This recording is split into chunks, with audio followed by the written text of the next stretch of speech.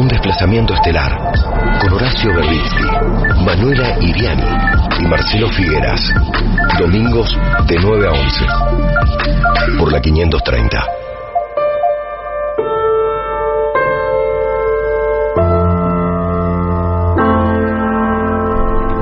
Muy buenos días para todas y para todos. Buen día, Horacio Berbisky. Buenos días, Marci. Buen día, Manuela Iriani. Buen día. Buen día, Guille Krieger. Buen día, Charles Escalante, ¿no? Es el operador que nos está dando una mano, que está trabajando con nosotros en el día de hoy. ¿Cómo andan? Lindo fin de semana, ¿no? Sí, lindo tiempo además. Sí. Primaveral, está hermoso. Sí. Ayer pudimos hacer uso de la terraza en la casa nueva por primera vez en meses, así que bien, contentos. Es como la previa de Santa Rosa esto, ¿no? Y eso dicen, ¿no? En mi terraza están enrojeciendo los tomates cherry. Ah, mira vos. A esas alturas, esos son tomates aéreos. Sí. Porque el señor Berbisky vive en un piso muy alto, nada más, es lo que digo. Sí, pero además fue una cosa tan curiosa, porque yo nunca los planté. ¿Se plantaron solos? O sea, debe haber... Después reconstruí lo que pasó. Ah. Tengo una compostera. Y al poner el compost en las macetas, evidentemente estaban las semillas de los cherries, y entonces en todas las macetas brotaron unas plantas hermosas, enormes, unas flores amarillas bellísimas. Qué lindo. Y tengo una cosecha de centenares de tomates, que además probé uno ya y está muy rico. Qué bueno poder hablar de estas cosas, ¿no? Podemos sostenerlo así un rato. Podríamos tratar de seguir en este tono y de pensar en cosas lindas y pensar en cosas ricas que ocurren. Hay que hacer un programa de radio así. Y no en cosas que apestan. Y no en cosas que apestan, claro, como el Poder Judicial argentino, ¿no? Según definió Cristina. Y lo dijo al anunciar que iba a recusar al fiscal Diego Luciani, al juez Rodrigo Jiménez Uriburu y al camarista Mariano Llorens, por las fotos que los muestran como parte del equipo de fútbol la Liverpool, que juega en la cancha de la Quinta de los Abrojos del expresidente Macri, que publicó Raúl Colmen. Después dijo que también iba a recusar al juez Jorge Gorini. Gorini presidió la sesión de ayer del tribunal, del viernes, perdón,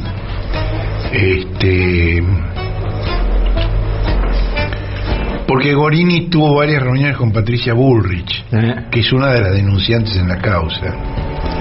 Bueno, hay unas respuestas de los medios de la oposición y de los políticos de la oposición que en forma unánime dijeron que en vez de atacar a los jugadores, los acusados, específicamente Cristina, deberían presentar pruebas que demostraran su inocencia en la causa por las obras viales en Santa Cruz. Bueno, esta pretensión, la verdad, ignora una cuestión de forma, en realidad una cuestión de fondo, que es que en un juicio penal la inocencia del acusado se presume, y es tarea del aparato judicial destruirla con pruebas, y dos cuestiones de forma.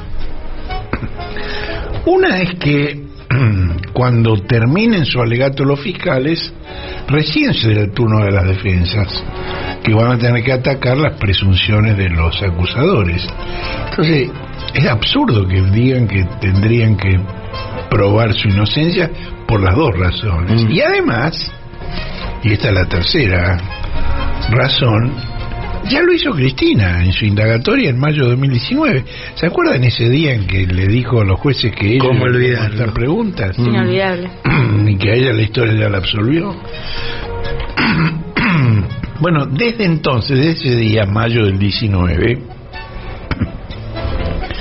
que fue la semana posterior al anuncio de la candidatura de Cristina a la vicepresidencia y de Alberto a la presidencia, por cierto, en el juicio no han aparecido nuevas cosas significativas, solo golpes de efecto que no tienen consistencia probatoria de ningún delito y que además fueron introducidas de forma ilegal en el debate, sin control de parte, cosa que yo me imagino que cuando llegue el turno de las defensas van a decir todo eso, ¿no? Ahora, lo que me impresionó mucho fue que a una velocidad fantástica, Luciani, su adjunto Sergio Mola y Jiménez Uriburu no aceptaron la recusación, que además no aprendió solo Cristina, también otro de los imputados en el juicio, ¿no? Y miren esta combinación, sin pérdida de tiempo, el mismo viernes a la noche, sí. Gorini y el otro juez Andrés Basso, que es el único de los tres que no está recusado, rechazaron las recusaciones con un argumento, dijeron que se había presentado fuera de término.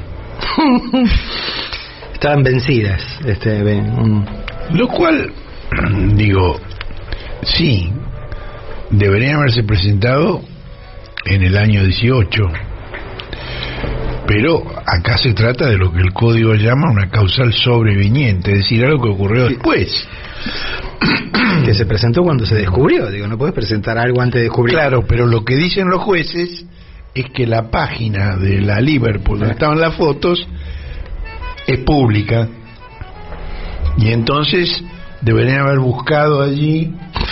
¿Por qué deberían haber buscado allí? ¿Cómo sabían? No hay forma de saberlo. Es ridículo. Hasta que no lo publicó Raúl Colman no se sabía. Es un argumento, pero no solo eso. Mira, la página de Liverpool era pública, pero en cuanto se publicaron esas fotos, y además yo entré por otras razones que vamos a contar luego, la convirtieron en privada. Dejó de ser pública, de modo que no podés entrar. Y esa página tiene dos administradores. Uno es el juez Jiménez Uriburu.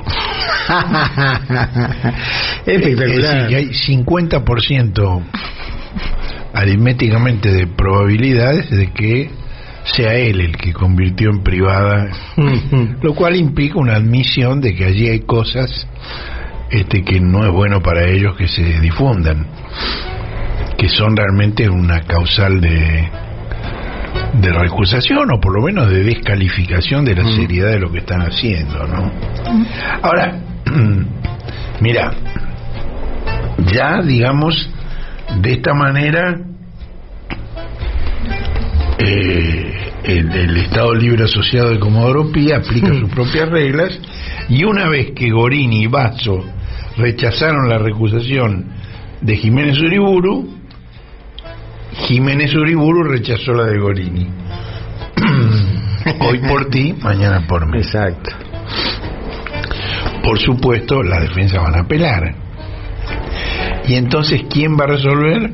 Tatán, tatán. Es desolado. La Cámara Federal de Casación Penal. O sea, Mariano Borinsky y Gustavo Hornos, denunciados por sus reiteradas visitas a Macri en el Polideportivo de Olivos y en Balcarce 50. Me da esa sensación, ¿se acuerdan el Pac-Man? Cuando para todos lados que iba tenía cerrado el camino. Es como una sensación de asfixia con el Poder Judicial. Sí, o es como la mancha venenosa era esa, ¿no? Digamos, o sea, no hay forma. Por donde vayas... Los ensució a todos. Ay, Dios. No. Bueno, además... ¡Qué espanto! Les cuento una cosa que no era pública hasta ahora, y es que Hornos es tío de Jiménez Uriburu. En realidad no de Jiménez Uriburu, es de la esposa de Jiménez Uriburu, Josefina Hornos. Ahora, digamos, una vez que todas estas apelaciones suban, van a llegar a la República Autónoma del Cuarto Piso. Salen del Estado Libre Asociado de Comodoro Pi y van a la República Autónoma del Cuarto Piso. cuya politización no tiene límites, no es inimaginable. Esta semana, dos de sus miembros, Ricardo Lorenzetti y Juan Carlos Maqueda, recibieron a la presidenta de la Fundación Mediterránea, Pia Astori, y al director de su Instituto de Estudios sobre la Realidad Argentina y Latinoamericana, IERAL, Carlos Melconian. Me suena. ¿Sí? Bueno, quienes les entregaron los borradores del programa de reformas económicas, laborales y sociales que están elaborando para el próximo gobierno. Bueno, la Fundación Mediterránea fue creada por grandes empresas durante la dictadura militar, y este programa que está elaborando Melconian se propone recortar derechos de los trabajadores, que es lo que hizo el antecesor de Melconian en el IERAL, Domingo Cavallo, cuando llegó al gobierno como ministro de Menem y de la Rúa. Ahora te pregunto, porque vos tenés que tenerlo más claro, o claro, cosa que yo no tengo.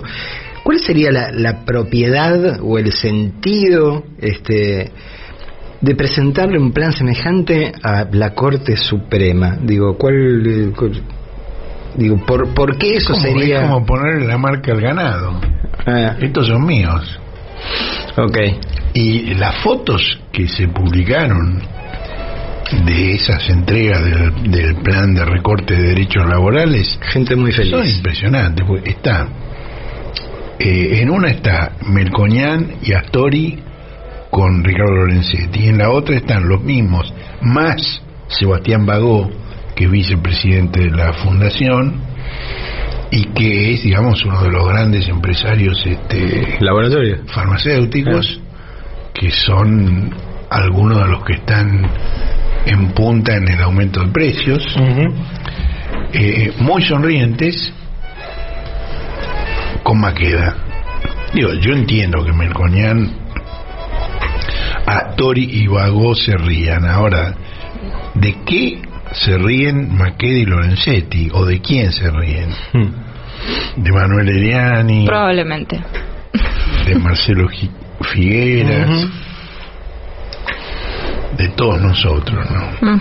Bueno, esos son los jueces que, junto con el presidente y el vice del tribunal, Horacio Rosati y Carlos Rosenkrantz, declararon inconstitucional la conformación del Consejo de la Magistratura, que tenía 15 años de vigencia.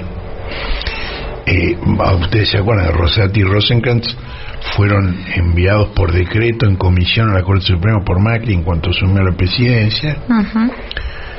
Y además de declarar inconstitucional una ley que tenía 15 años de antigüedad, Rosati, Rosenkrantz y Maqueda ordenaron que volviera a regir la ley anterior que el Congreso había derogado en 2006.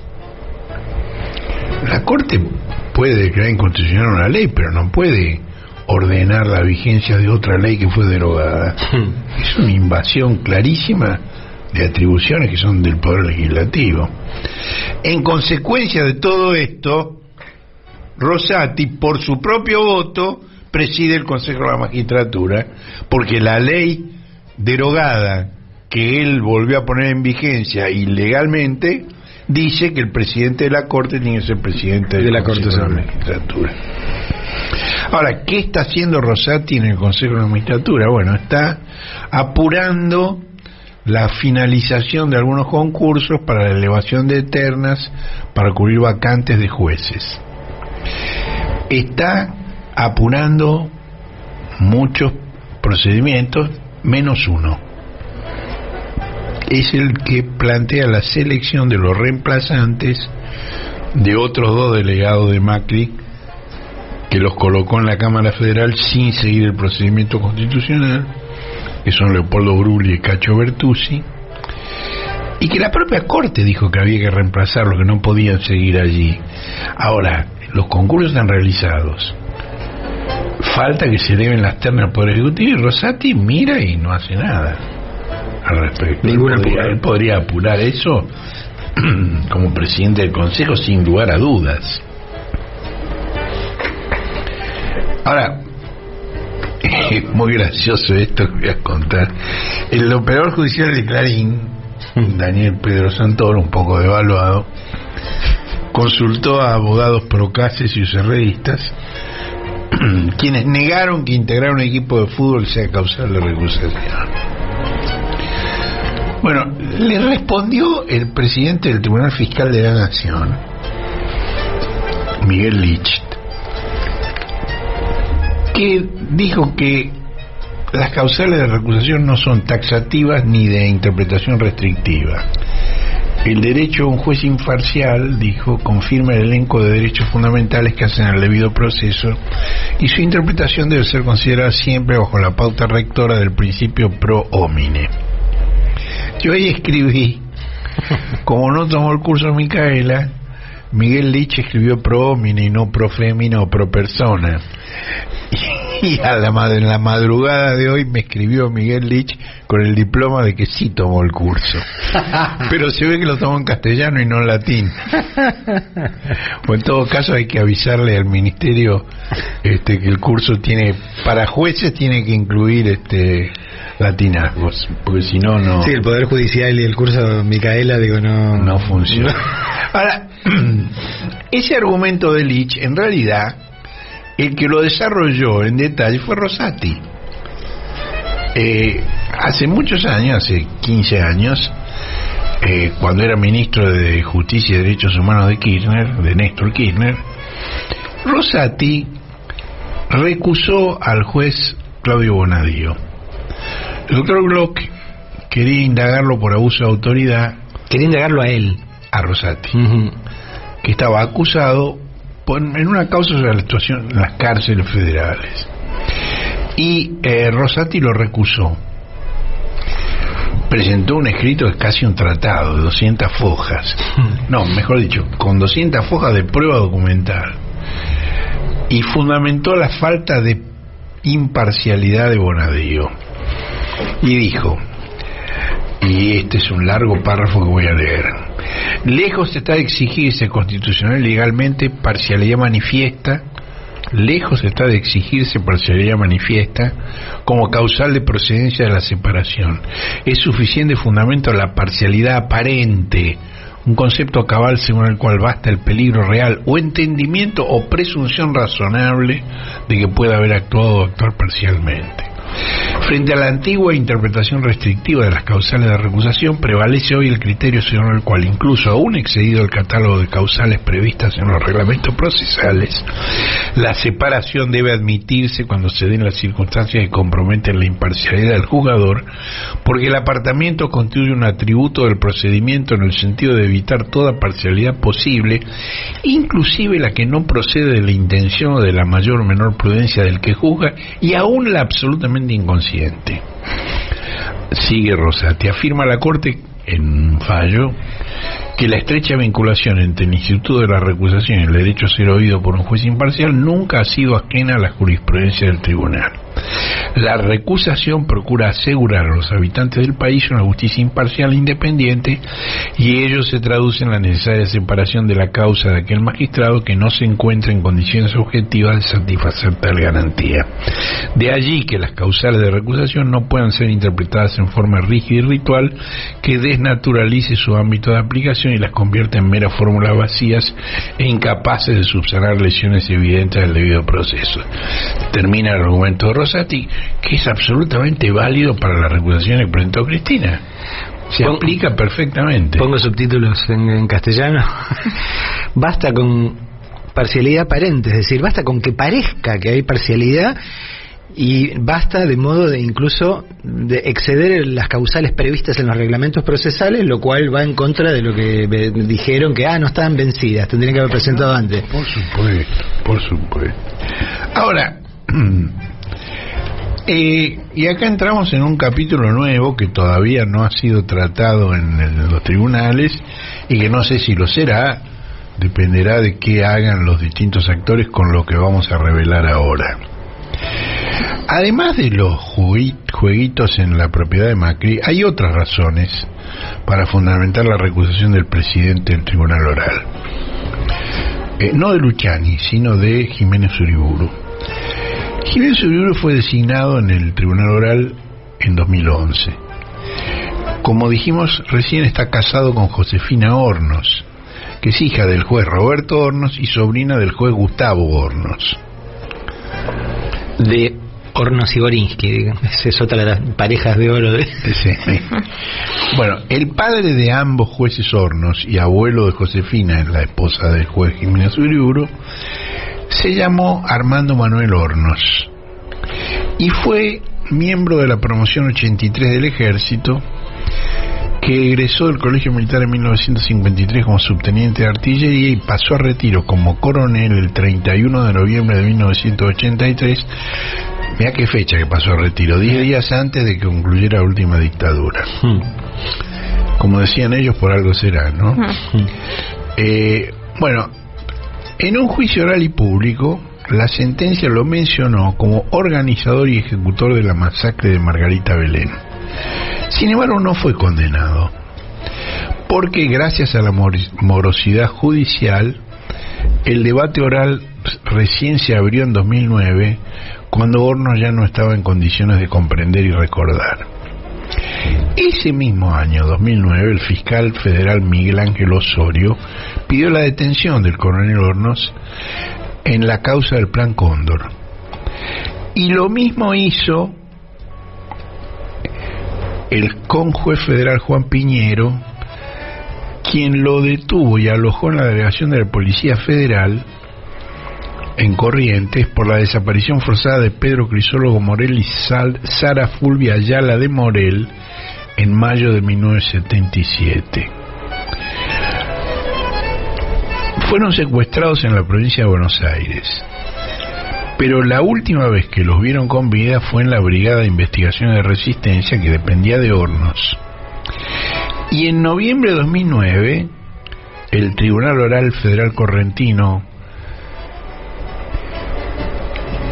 escuchó a Hornos como testigo en la causa Ulibarri y sentenció que Hornos obstaculizó la acción de la justicia frente a la promoción de habeas corpus y que su rol en la desaparición de personas debía ser investigada por el Ministerio Público Fiscal.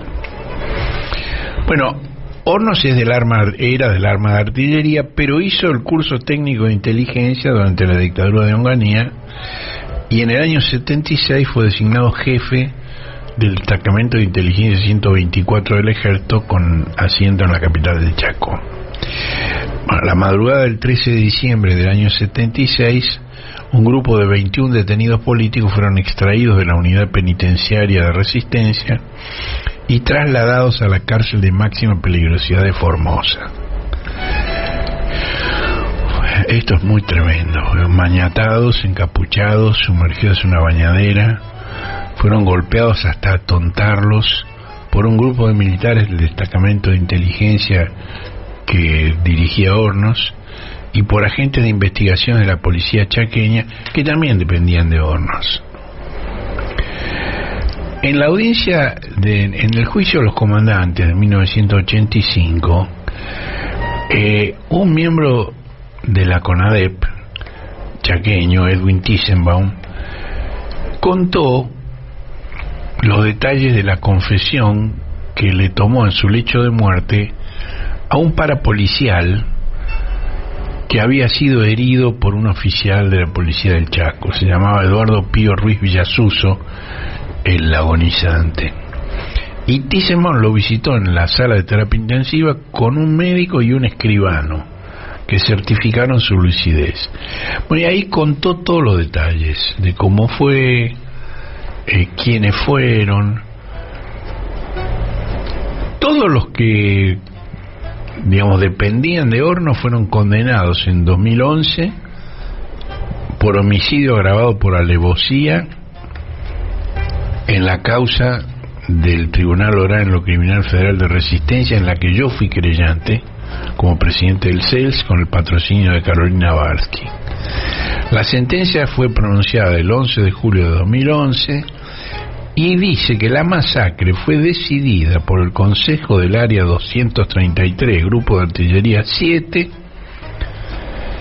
que lo componían, ese consejo que decidió la masacre, el general Cristino Nicolaides, comandante de la 7ª Brigada de Infantería, el jefe del Área 233, coronel Jorge Alcides Larrategui,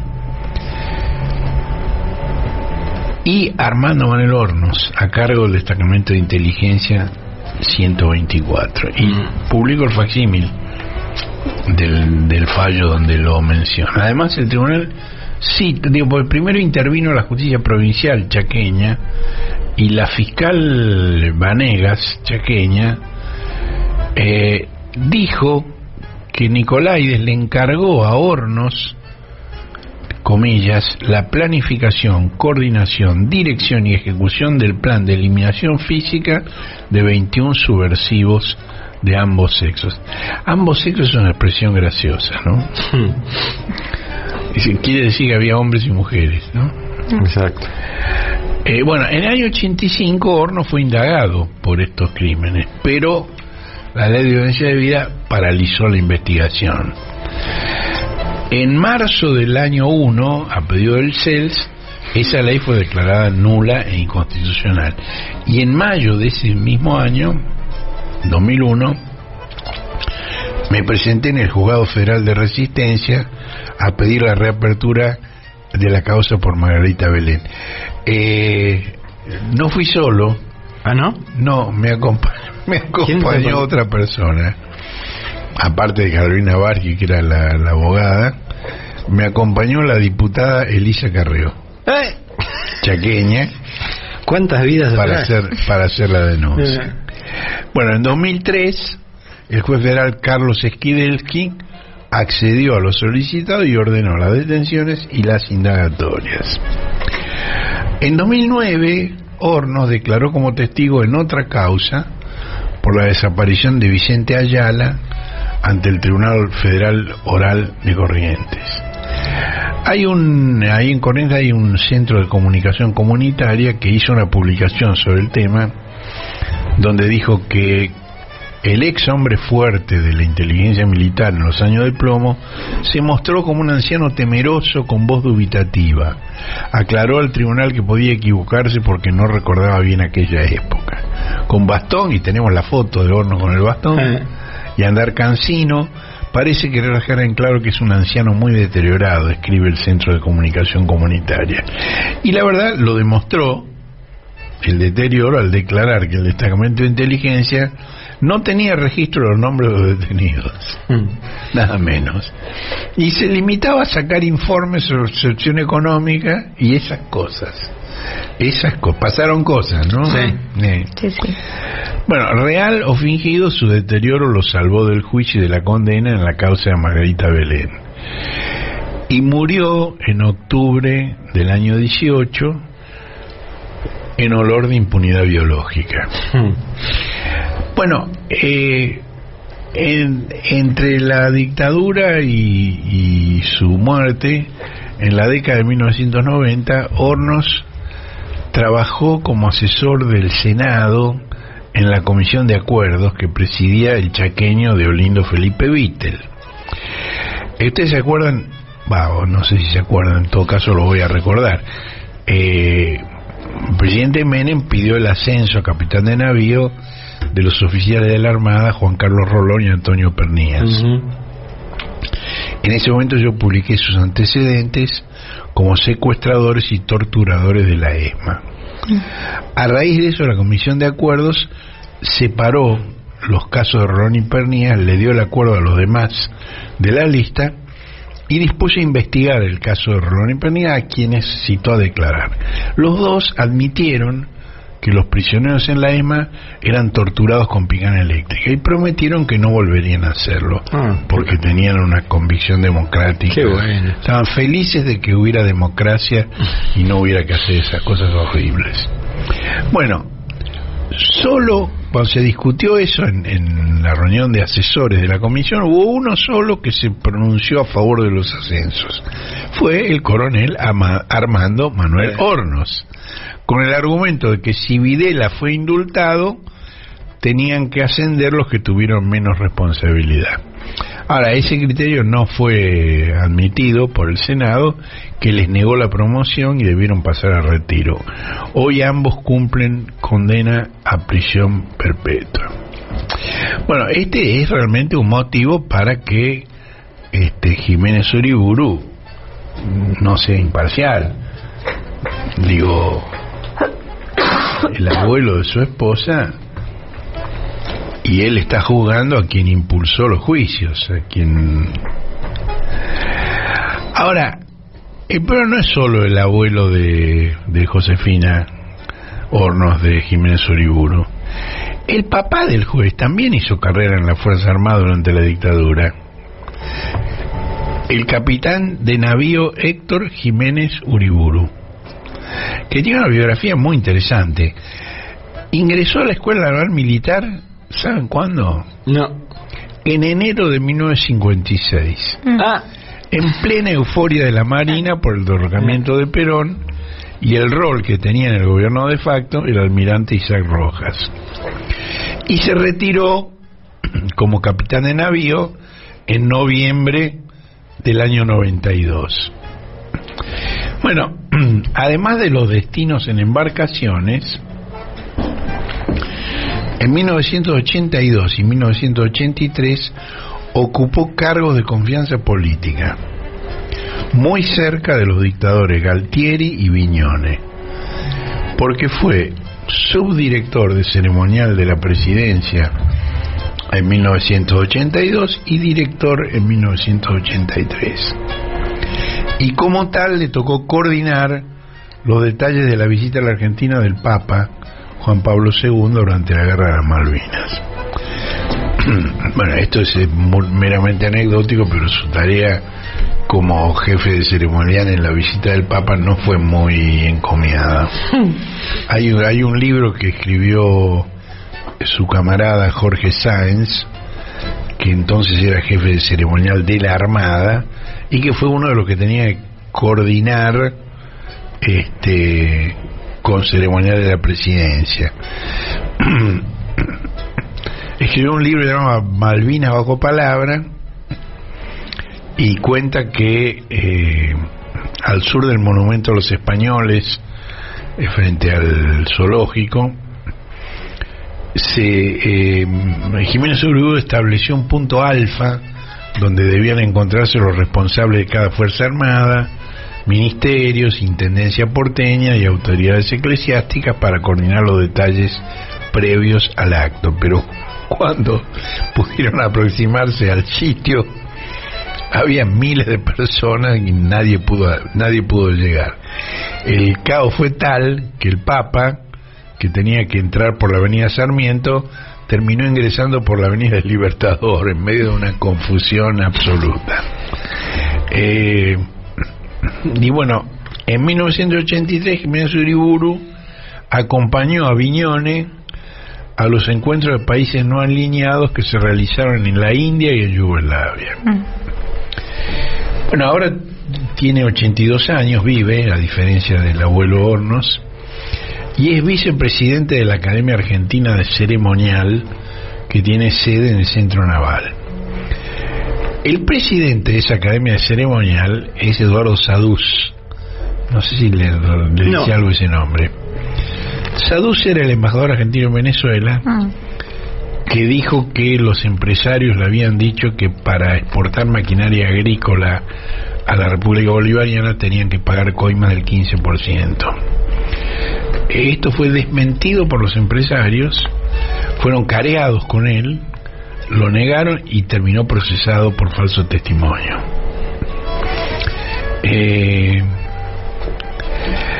el año 13 entraron ladrones a la casa de Jiménez Uriburu en las barrancas de San Isidro y le robaron $7.000 en dólares, otro tanto, pero el equivalente al cambio de ese momento en pesos, y joyas.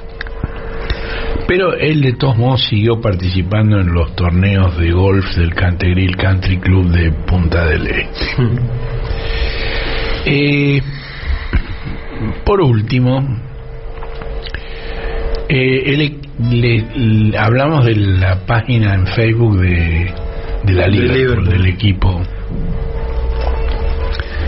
Bueno, en ese Facebook de la Liverpool, el padre del juez, el capitán Jiménez Uriburu, posteó una diatriba del comentarista cordobés Pablo Rossi en una radio del Grupo Clarín.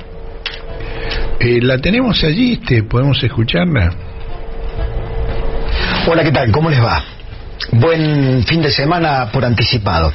Para terminar, en esta Semana de la Argentina voy a ofrecer una clave para mí de estas últimas horas y que tiene que ver, cuando no, con Cristina Fernández de Kirchner. Yo quisiera hacer una pregunta a ustedes. ¿Cuánto más creen que el periodismo puede ofrecer a la sociedad para esclarecer o para brindar detalles de lo que hizo, de lo que dijo, de lo que malversó, de lo que robó, de lo que estafó el kirchnerismo? Y en particular su emblema, Cristina Fernández de Kirchner. Personalmente creo que muy poco, porque ha dado mucho. El periodismo de investigación ha relevado, le diría, una tonelada de pruebas que andan diseminadas allí entre juzgados diversos. Por lo tanto, y a partir de lo que se convirtió en un ícono verdadero de la discusión pública de esta semana, la entrevista que nuestro colega Luis Novarecio le hizo en el portal Infobae por espacio de 2 horas a la expresidenta, digo que el resultado final es una ratificación de lo que se piensa sobre Cristina Fernández de Kirchner de un lado y otro de la grieta. No sé si habrá algún resultado en la cuestión electoral en votos, pero lo que creo es que deja claramente marcado lo que falta. ¿Qué le está faltando al espacio público, a la conversación pública? ¿Más entrevistas a esta Cristina Fernández de Kirchner? Yo sabe lo que creo, lo vengo sosteniendo desde hace unos días. Acá, más que entrevistas, hacen falta indagatorias. Más que conversación, hace falta interrogatorio. Pero no por un periodista, o por 2 o por 3, por jueces. Señoras y señores, es la hora del juez, que con las pruebas en las manos pueda refutar esas toneladas de hipocresía, cinismo, acting, show que propone la expresidenta.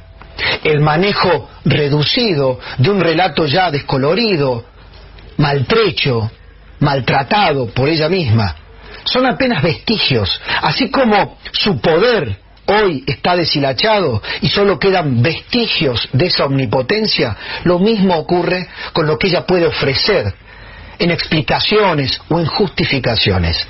En cambio, a un juez, reitero, con las toneladas de pruebas vertidas, conseguidas, exhibidas por el periodismo de investigación a lo largo de estos años, se impone la hora de la justicia. Yo la quiero ver a Cristina Fernández de Kirchner sentada frente a jueces que la interroguen sobre aquellas cuestiones que todavía están pendientes. ¿Cuánto se robó en la Argentina? ¿Dónde está la plata? ¿Y qué posibilidad hay que los corruptos vayan presos y devuelvan lo robado? Buen fin de semana. Bueno, es bastante claro lo que dice este muchacho. Depende de cómo lo veas, digo, porque sí, depende de cómo lo vean. Su incapacidad de concordar sujeto con predicado, género y número, la verdad que nunca lo había escuchado, digo, habla en un idioma paralelo. Este editorialista fue el niño mimado de la cadena 3 de Córdoba. Empezó su carrera allí, y luego pasó a trabajar con Mariano Grondona en los últimos años de actividad de Mariano Grondona. De ahí pasó al Grupo Clarín, y esto que acabamos de escuchar lo dijo en una radio del Grupo Clarín. Y luego pasó a La Nación y hoy es una de las voces más furibundas de la señal de noticias por cable de La Nación. Bueno, esto lo puso el padre del juez Jiménez Uriburu en las redes antisociales de la Liverpool. Bueno, yo había leído la existencia de esto en una nota de Raúl Colman. Le pedí el dato preciso a Colman, con toda amabilidad me lo pasó. Fui a la página, entré, escuché esto, lo grabé, lo tengo en mi computadora, y quise insertarlo en la nota. Ahora, cuando lo inserté en realidad, pero en una revisión posterior de la nota veo que no está el acceso posible. Estaba bloqueado. Porque, como dije antes, el grupo que era público lo habían convertido en privado. Y uno de sus administradores es el juez Jiménez Uriburu. Lo cual es claramente una admisión, digamos, de que eso es una causal. Si no, no lo hubiera sacado. Lo sacó porque sabe que compromete. Sabe que es comprometedor. Es una admisión más. Ahora, lo que pasa es que el capitán Jiménez Uriburu, el capitán de navío Jiménez Uriburu, lo que hizo fue compartir la publicación previa de otra persona. Una señora que no importa que aquí, pero que es una organizadora de los banderazos de Campo Más Ciudad, militante de la UCR. Entonces, como Jiménez Uriburu había compartido la publicación de esta señora, de todos modos pude acceder al video y por eso está en la página del cohete y por eso ustedes escucharon la voz de el editorialista que el padre del juez puso en la página de la Liverpool. Realmente es obvio que Rodrigo Jiménez Uriburu no está en condiciones de juzgar con objetividad e independencia a la expresidenta que apoyó la reapertura de los juicios por los crímenes de lesa humanidad, como los que cometió el abuelo Armando y a quien el padre del juez considera corrupta y ladrona, que debe ir presa. Luciani en la audiencia del viernes hizo un descargo muy histriónico. Digo, puede parecer muy efectivo por el tono en que lo dijo. Ahora, si lees el contenido, para él, su presencia en la quinta de Macri y su amistosa relación con el juez es lo mismo que asistir a cursos y actividades académicas o compartir una cátedra, un coro, un curso, una conferencia, una ceremonia religiosa. A mí me parece, ¿no?, que cada día es más objetiva la afirmación de Cristina de que su condena ya está escrita y firmada.